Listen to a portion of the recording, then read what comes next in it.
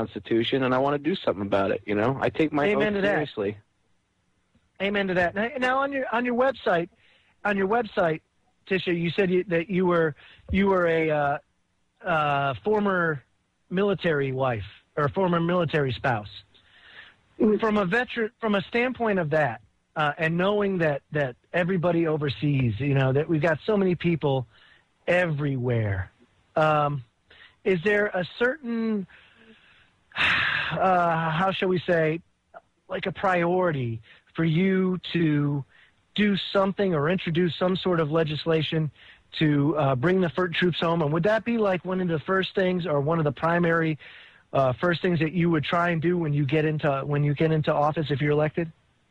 Absolutely. Yeah, I think we need to bring our men and women home and have them fighting from here for our own country. And that's something really near and dear to my heart. I really think that a lot of the things going on, including the wars that we're in, are unconstitutional. I think it's impossible to have a war on a subject versus an actual defined enemy with a defined mission and a defined goal and a defined exit time. I think it's dangerous to the American people, and I think that our veterans who have already served and our young men and women who are serving over there now deserve the best, because they're giving so much for our country. And it would be my full intention as a congresswoman and just as a person to fight for that and be a voice for that, because there's nothing wrong with having a strong national defense. I certainly think we should have one, and there's nothing wrong with bringing these guys home, because I don't think what's going on right now is actually protecting the American people. How about immigration? Do we go back to the law and actually follow the law as it's written? Or do we do with like Eric Holder's doing right now? State of Alabama said the federal government is not doing its job, so we are going to enforce it. And and now Eric Holder is trying to has started a federal investigation into discrimination or breaching federal law. What's your thought on that? Again, because here's another instance of a treasonous activity, if you ask me. So what's your thought? Yeah, no, I do believe that states are stepping up to protect their own citizenry, and I think that's great, although I think it's very disappointing that the federal government isn't doing its job. There's nothing wrong with immigration when it's legal, but what's happening is that, the truth of the matter is, there's a lot of illegal immigration, and that's very dangerous because, that means people are coming over not just, from Mexico. They can come from anywhere, and there are some people coming over here with malintention for our country. So I don't, I'm kind of a strong proponent of building that fence, and then at the same time streamlining the process to make it easier for people to come here legally. It's blatantly obvious there's some issues in bureaucracy that are causing part of the problem for people to be able to come over here legally. Let's simplify that system so that people who want to come and be an American citizen can do that. And I think you need to do two things at the same time. And at the same time, our focus should really be on the economy and, the welfare state and fixing our problems with that, because that's what's really driving a lot of this debate in the first place. I tell you what, there is a lot of problems. And let me ask you this. One is, you just harped on states' rights, and I brought up this as Alabama is really kind of taking the bull by the horns when it comes to immigration. So do you believe in a states' right? Or let me bring this up after the break. Let's go to break, and when we come back, I'm going to ask, we're going to get states' rights with Tisha. So don't go away, folks. We'll be right back. You're listening to Freedom Link Radio on the Orion Talk Radio Network and AM 1650.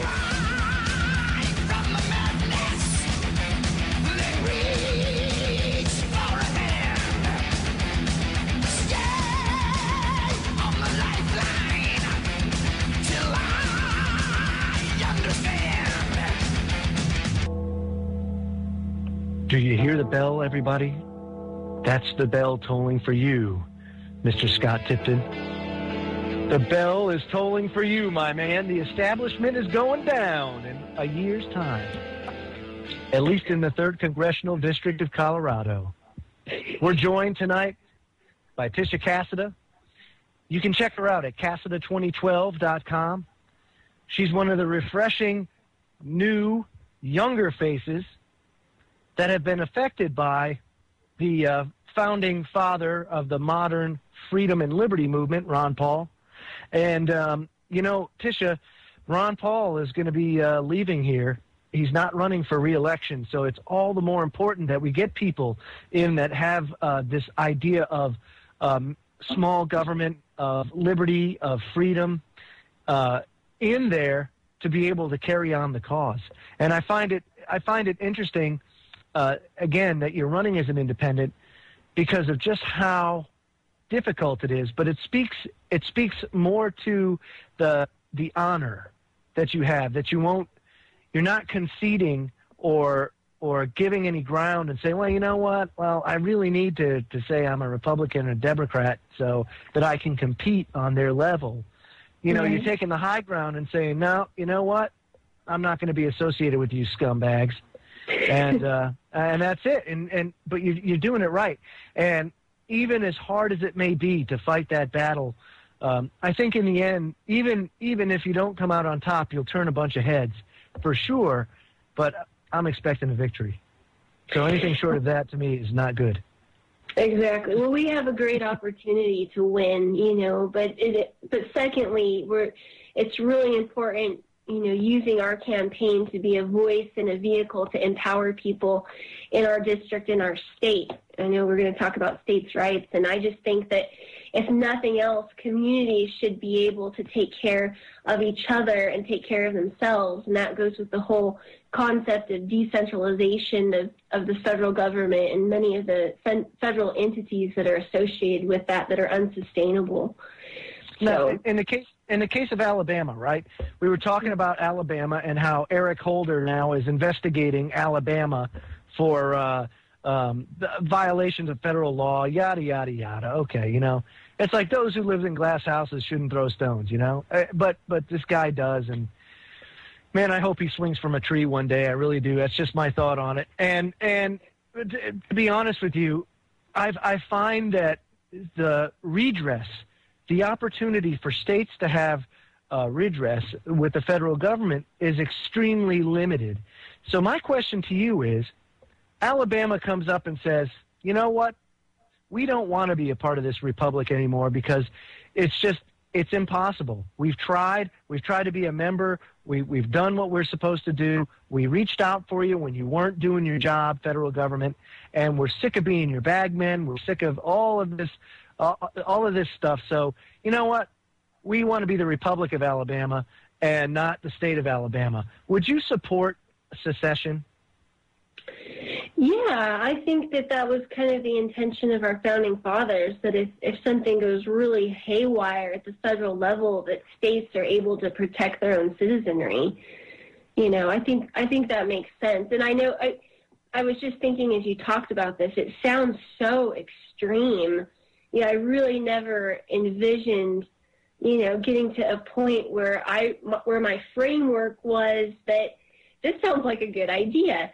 But I mean, so much of our woes are centered around, not only protecting our citizens, like truly protecting our citizens, but the economy and the danger of having, an economic collapse. If the value of the dollar falls significantly, or if we find out if we had a full audit of the Federal Reserve and found out, how much debt we're really in or how much we owe and who we owe it to. And, that could be really bad. And at that point, it's pretty much everyone for themselves. And I think that states have a role to play in stepping up, especially when it comes to currency. I'm a proponent of a state bank like North Dakota has. Not only is it more profitable for the citizens, but it's also kind of that hedge. And so I can foresee something like that happening. It would certainly be my intention to do something great at the federal level and find like-minded people so that we can all play in the sandbox together and create a country that's, a little bit more free and different than what we have now. But I can certainly see something like that happening. I think several states are close to that at any given time if you look at the books. Okay, let me ask you another very polarizing question. Now, Ron Paul supports legalizing drugs and making these crimes. Let all these people that are in jail for petty drug crimes, let them go. What's your thoughts on that? I'm in complete agreement. I think that you have the right to consume whatever you like. And, I believe that the drug war is a false war. Again, it's a war against something that you can never win. People who are apt to use drugs and become addicted to drugs are going to use those drugs if they're legal or not. I mean, it's human nature. People have this thing called free will. And they use that. And there's another thing called personal responsibility, which means you have to live with the outcome of your choices. But we all deserve to make those choices for ourselves. But the fact of the matter is, making it illegal just creates an underground black market for it. I say legalize it and tax it and use that money for our communities that so desperately need it. And I think that a lot of people who are in prison for, again, like these considered petty crimes, I think that it's just such an immense pull on the taxpayer. It does not make any sense to me. And I've read Reefer Madness by Eric Schlosser, and I just don't think the science supports that, especially something like marijuana is, I just don't think the science supports that that's a dangerous drug. Have you seen the movie Reefer Madness? I have not seen the movie. I just read the book. You need to see the movie. Yeah, the film is much more expressive. It shows you what happens when people smoke marijuana. Oh my God, they go crazy. Apparently when you smoke pot, you just want to rape and pillage everything. That's right. Which is like the total anti-pot type of thing, right? Because what happens? You got a bunch of mellow people laying around. I will bet you right now that we wouldn't be in half the wars right now. Because everybody'd be like, yeah, man, I'm easy like that. We wouldn't be in any wars. Everybody'd be too high to be fighting. And I mean, I don't advocate a world of dope heads or anything like that, but at the same time, you're right. Tisha, you should be free to do whatever you want to do to your own body. Your body is your property. And a lot of the freedoms that we have in this country, or at least was envisioned by our founding fathers, were derived from property. So to take that away from people, I mean, you're taking away their God-given rights. And really, it's only God himself that can take it away. And that's why I always say that, God gave us all free will. And regardless of how much they turn the screws on us, that the IRS will come knocking at your door and they'll try and take all your stuff away. They'll throw you in prison. You still don't have to consent. And silence, folks, is consent in the eyes of the law. So it's our duty as human beings who live in the United States of America and the world in general, and stand up and say, no, we do not comply. We don't want this. We're not going to be complicit. We're not going to comply. And you know what? I'm not afraid. I'm not scared. Right. And that's something that's the spirit that I envision, that I want in a candidate that runs for office. And, to have that fire in them and not just get there and then get consumed by the muck and the nastiness and the that's Washington, Yeah. Yeah, exactly. Well, it's very important. It's so important to refresh, our Congress and Senate and the executive branch, and I won't even go into the judicial branch. We have some serious problems, and it's going to take tenacity. It's going to take, time. It's going to take people willing to, give a lot of their life, for the cause, and we need to do it. We don't have a lot of time.